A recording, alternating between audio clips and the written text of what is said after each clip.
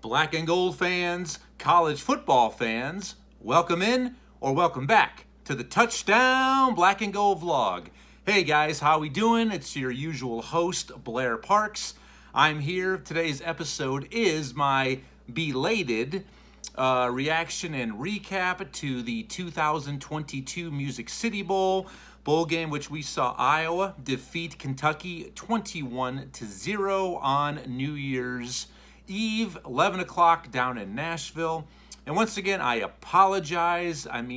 There's no way I could legitimately call this a instant reaction and recap because the game did take place almost a week ago. I apologize. I was not trying to avoid any of you or hide. Black and gold family, hope you can forgive me. It's just I've been uber buku busy. We all know what happens for the holidays. We travel, time with family, this and that. We come back, we have to get everybody, including ourselves, back into a routine, kids back to school, and then I had to go back to coaching because I am the head coach of my son's 5th grade basketball team.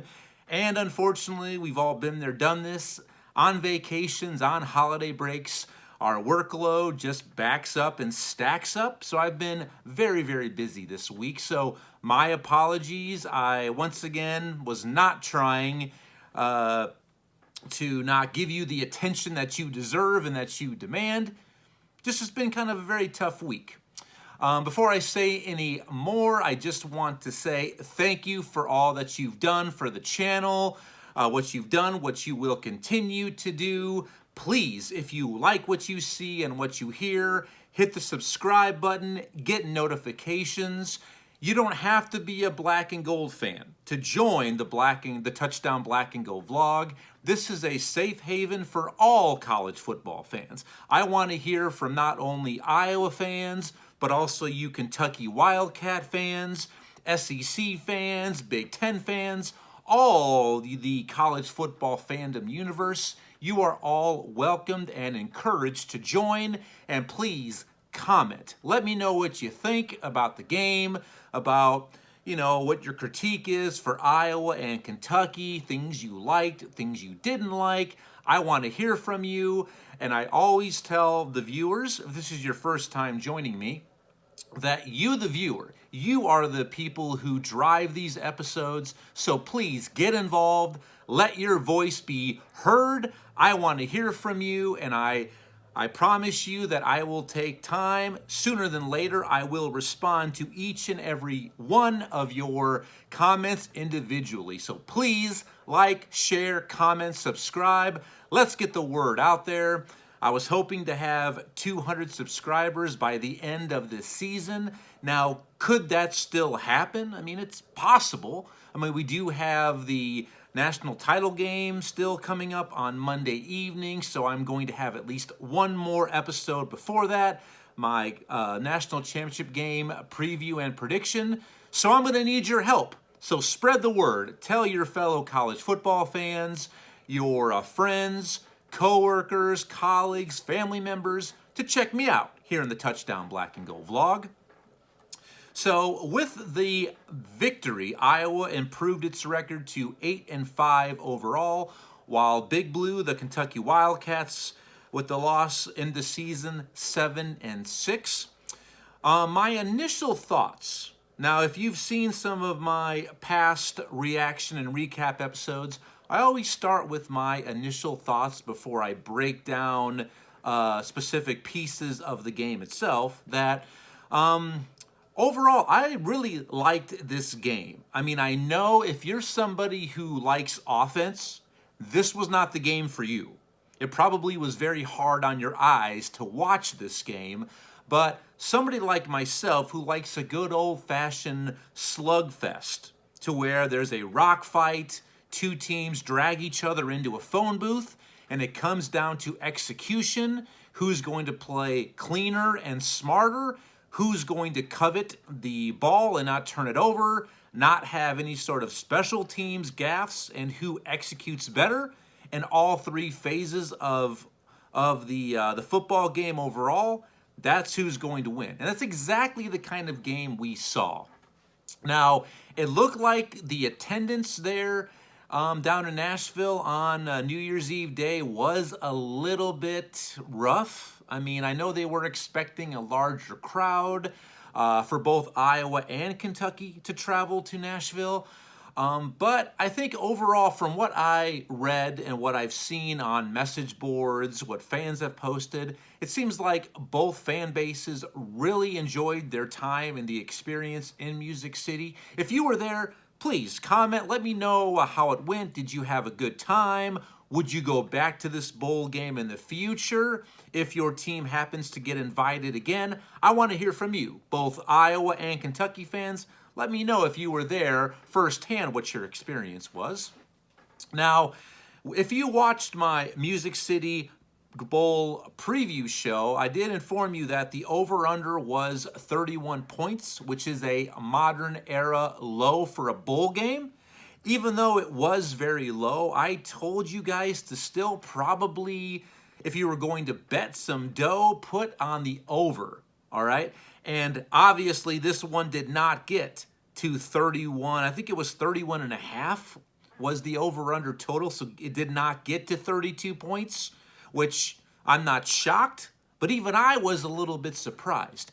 Even though we all knew what to expect from this game. We knew that offensively, it was going to be very tough sledding for both teams because a lot of impact players were out due to injury or opting out for the NFL draft or in the transfer portal. So we knew yards and scores and offensive production was going to be at a premium. We knew that. And also because we knew that both of these squads play very tough, legit, sound defense. But even I thought it was going to get to 32 points. And I shouldn't be that surprised because I did predict. And just to clear the air, I did predict during the Music City Bowl preview and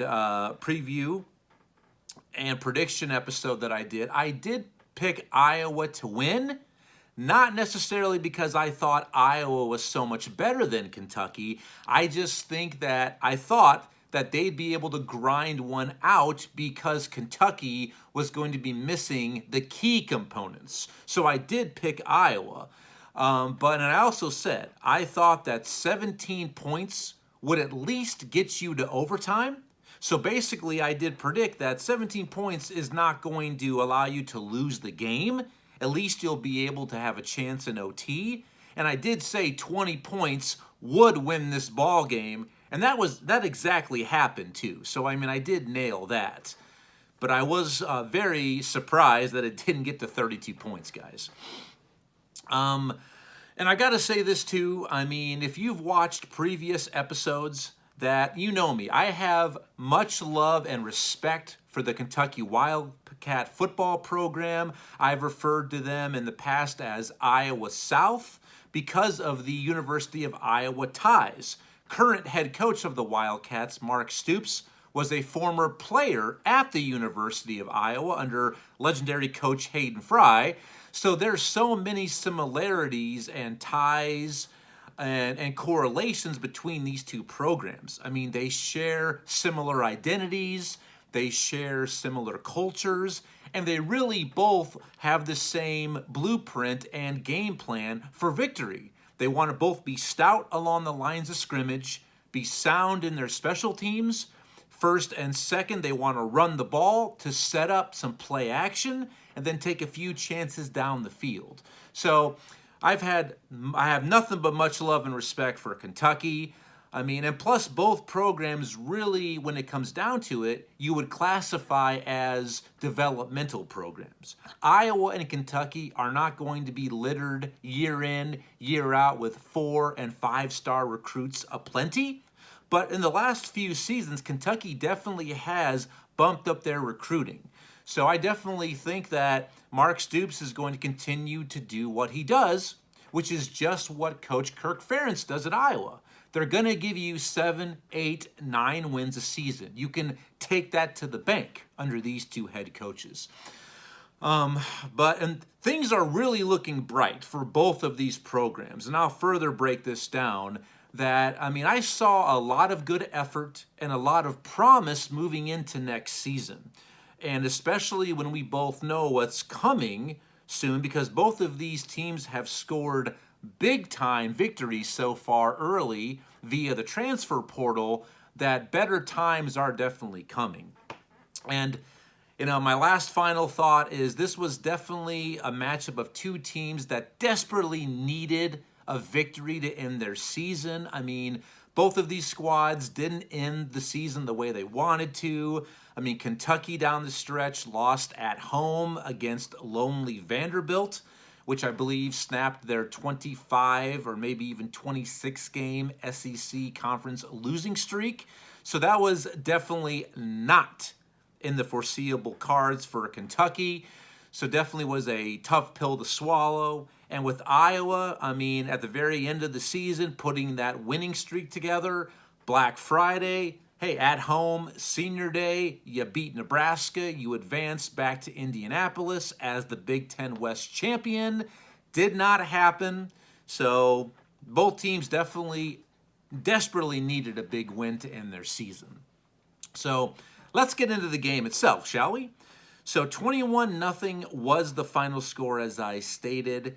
Really was a battle of offenses when you just look at the totals for both squads. And please, guys, if you like what you see, comment, like, share, subscribe. I need your help. That total yards, and this is a little bit mind-blowing, especially in this day and age of offense. Total yards. For Iowa, they were able to muster 206 total yards compared to Kentucky's 185. So very, very little to no separation there. It's not like one squad gained 100 yards more than the other. So when I look at those two totals, they're basically the same. I mean, they just are. So you're asking what won the day, and it has to be Iowa's not one, but two. They had two defensive touchdowns, two pick sixes by the Iowa defense. And, I mean, that's really all that Iowa needed. So quickly like that, it's 14 points by their defense. And when I look at offenses, what happened here? And I'm going to kind of then backtrack to who was missing. But I think Kentucky's offense did look a little bit better than Iowa's. It did. I mean, Iowa was what, 0 for 11, I believe, on third downs? Yes. They did not even convert a single third down, but Kentucky was 2 of 18. So those ratios are pretty comparable, pretty comparable to each other. So I think Kentucky's offense did look a little bit better. But then again, only one squad's offenses was able to get into the end zone, and that was Iowa's. Joe Labus making his first ever career start for Iowa. Actually was his first ever snap on the field. I mean, he formerly was running the scout team. He basically was able to get the offense into the end zone once via a touchdown pass to tight end Luke Lachey. So, I mean, when it comes down to the nitty-gritty, only one offense scored. So maybe Iowa's offense was better overall than Kentucky's. I don't know. But, yeah. And Joe Labus, bringing that up, Iowa's third-string quarterback who got the start. I mean, he didn't look great, guys. I mean, what? He was, let's see here. Let's look at individual stats. Joe Labus was 14 of 24, 139 yards passing, 1 touchdown. But the important thing, guys, was 0 interceptions and 0 fumbles. And that really was one of the biggest keys to victory for Iowa as well. And I said this during the preview episode that whoever was going to win the turnover battle ultimately was going to win the game. And Iowa just played a cleaner game. They took care of the ball. Joe Labus didn't take any unnecessary chances or risks. He just played very close to the chest and took the chances that Kentucky provided him. So I can't sit there and say the guy had a awful, bad first career start. I mean, it's a bowl victory, so I can't say that. but definitely he's got some development and growing to do. And some Iowa fans, which, how great was it to see, not once, but multiple times, to see a called QB keeper, a QB option to run and actually gain 5+ yards. When's the last time we've seen that as Iowa fans? Probably going back to C.J. Beathard, even though Nate Stanley could scramble a little bit. But that's something that was different to see, and how great was it to actually see that happen on the field. But some of you, and I saw some of this, I shouldn't say a lot, but multiple Iowa fans are saying, hey, he looks like Drew Tate. We just need to stop that. I mean, pump the brakes on that, okay? This guy is not Drew Tate, okay? He's not the next coming of Drew Tate. He's not Drew Tate reincarnated like some people were saying. It's not that at all. I mean, just stop all that. That's nonsense, okay?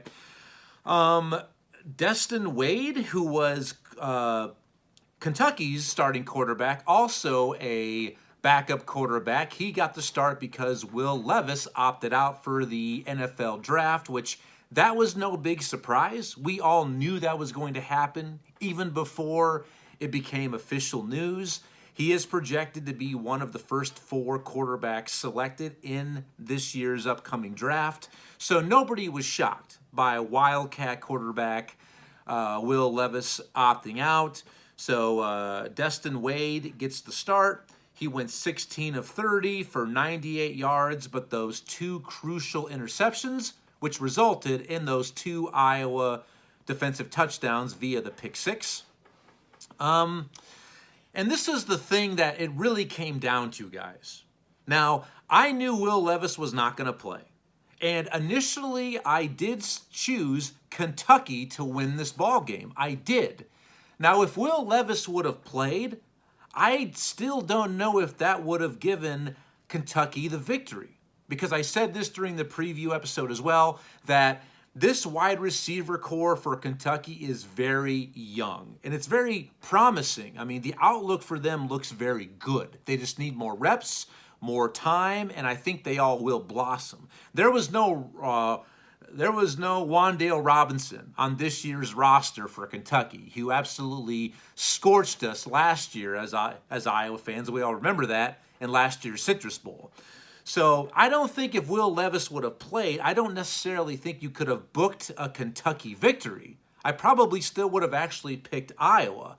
But the main reason why I flipped was because of Kentucky's number 1 and number 2 running backs chose to opt out for the NFL draft. Chris Rodriguez Jr. and my man, Kavosiey Smoke, one of the greatest names in all of college football. If those 2 would have played, then I would have actually picked Kentucky to win, because I think Iowa's defense, which definitely showed up and showed out, as it has all season long. A little side note, with that shutout, 9 out of 13 games, guys, the Iowa defense has allowed 10 or fewer points, 9 out of 13 games. Okay, enough said how good they've been. But if those 2 would have played, Rodriguez Jr. and Smoke, I would have picked Kentucky. Even though I think Iowa would have contained them, they still would have gotten their yards. And I think combined, those 2 would have probably found the end zone twice, to where I think that's what would have pushed Kentucky ahead. So it didn't really come down to Will Levis missing. It came down to those stud running backs. And Chris Rodriguez Jr. is an absolute stud, a beast. He runs through you and over you. I love how he plays ball, and I've been a huge fan of him for multiple seasons now there at Kentucky. And once again, a team that I highly respect, and I know a lot about them.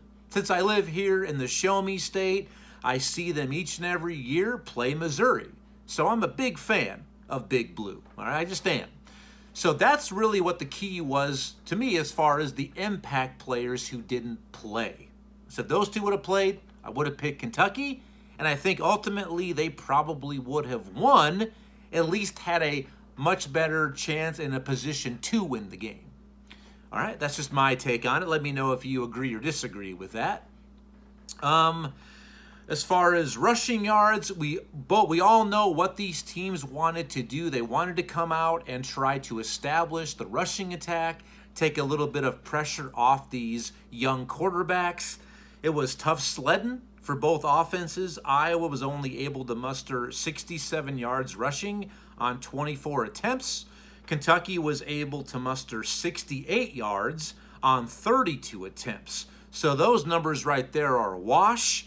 It kind of came down to just the average yard per rushing attempt. Iowa was able to average just under 3 yards per carry, while Kentucky was right at 2 yards per carry. So that was really kind of the make or break stat with the rushing attack.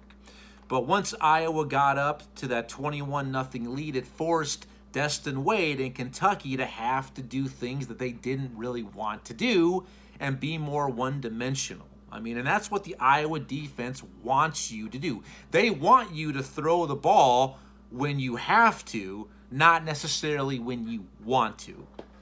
Other highlights of this game, I got to say it once. Hey, I'm breaking out my new shirt. Punting is winning, because as Iowa fans, we know exactly what the value of special teams play is. No other team in the nation is more dependent on their special teams play and their tight ends, which both of those came to play in this game, than the University of Iowa Hawkeyes. And I've got to give kudos, major shout out to my guy. I believe he is the overall MVP of this season for the University of Iowa. That's my guy, the punter from down under, Tory Taylor. I mean, the stats speak for themselves, guys. I mean, this is what he did on that Saturday afternoon.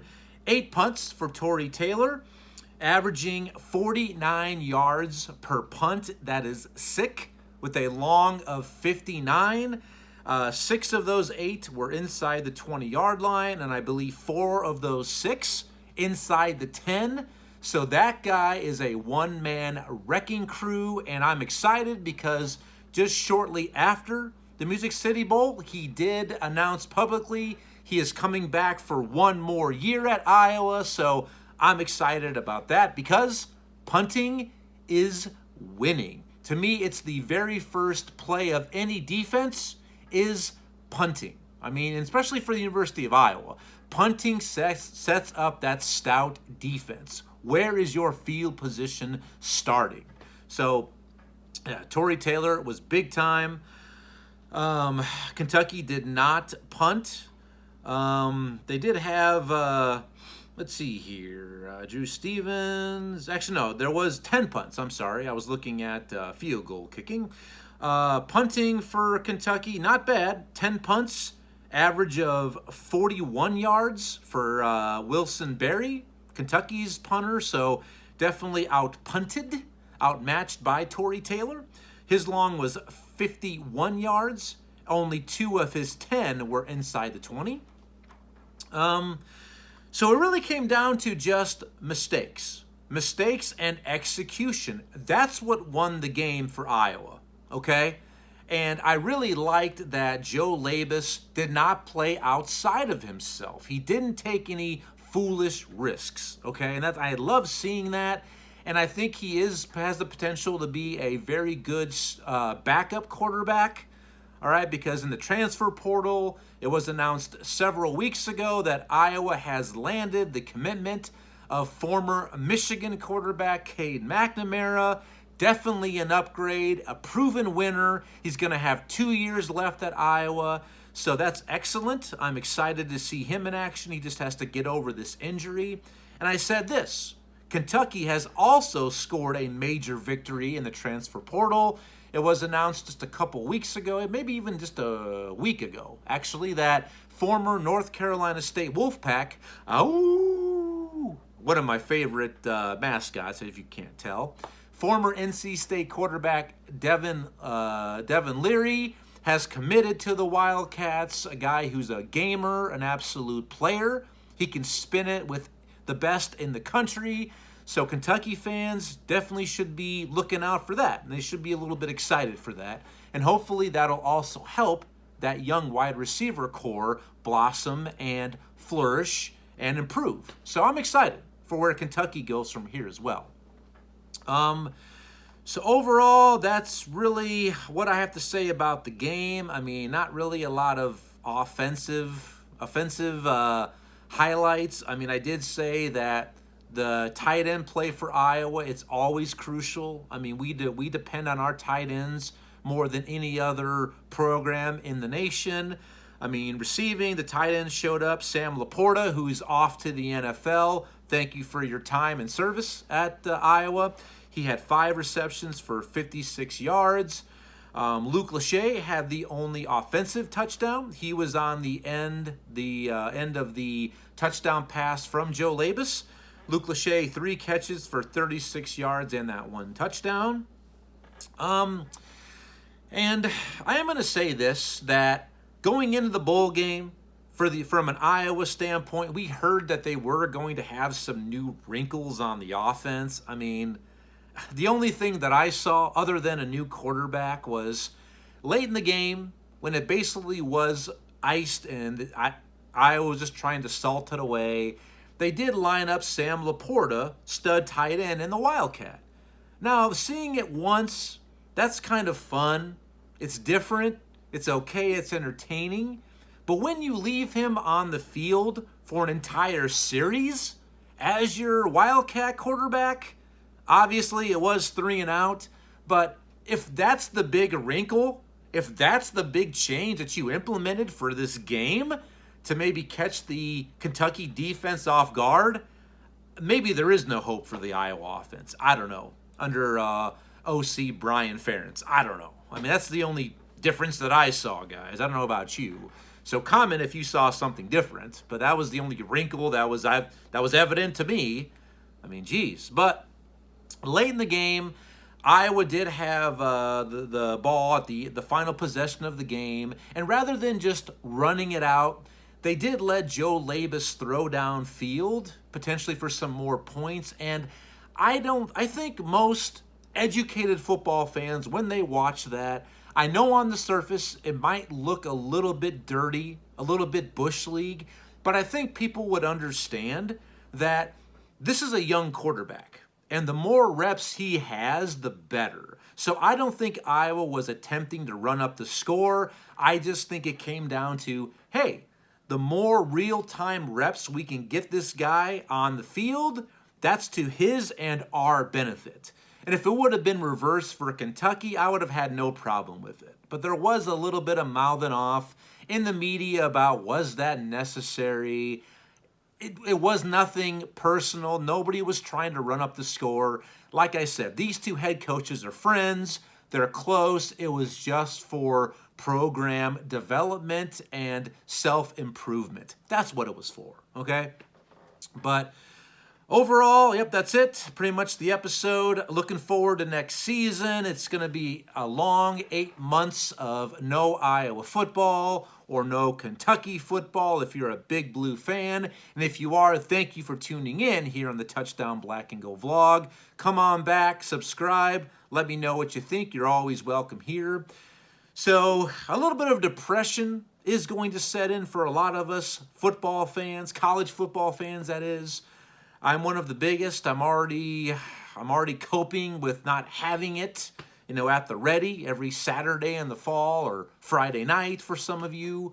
But it'll be here before you know it. And thank you for allowing me to be with you. This was the 2nd season of the Touchdown Black and Gold vlog. I have a lot of fun episodes coming up during the off season. My next episode will be a quick preview and prediction of the national title game between Georgia and TCU. That's right. How many of you predicted that preseason? That to be the college football national title game. Hands up if that's really you. I mean, it wasn't me. Even though I did predict TCU would get to the Big 12 title game, I thought they'd be much better than the 6.5 wins they were projected to win via Vegas, and definitely better than the 7th place in the Big 12 that they were predicted to finish as well. I thought they'd be well better than that, but not this good. So be looking out for that. We've got a couple more games. We have that and also the FCS title game Best of luck to the North Dakota State Bison as they face off with their rivals, the South Dakota State Jackrabbits, both from the Missouri Valley. That's right, the power of the Valley at the FCS level. They face off Sunday afternoon. Congratulations on great seasons, and hopefully we have a great ball game there. And then Monday night, as I stated, Georgia and TCU face off. Be looking for my episode on that, my preview and prediction. But thank you for all you do. Please like, share, comment, get involved. I want to hear from you, the college football fandom universe. Let me know what you think. What are your thoughts moving forward for the off season? Are you excited? Are you bummed? Do you look forward to next season? If you think it's going to be more of the same old, let me know. So until next time, guys, enjoy the rest of your day. Enjoy the upcoming weekend. And I thank you for joining me on this special episode of the Touchdown Black and Gold Vlog.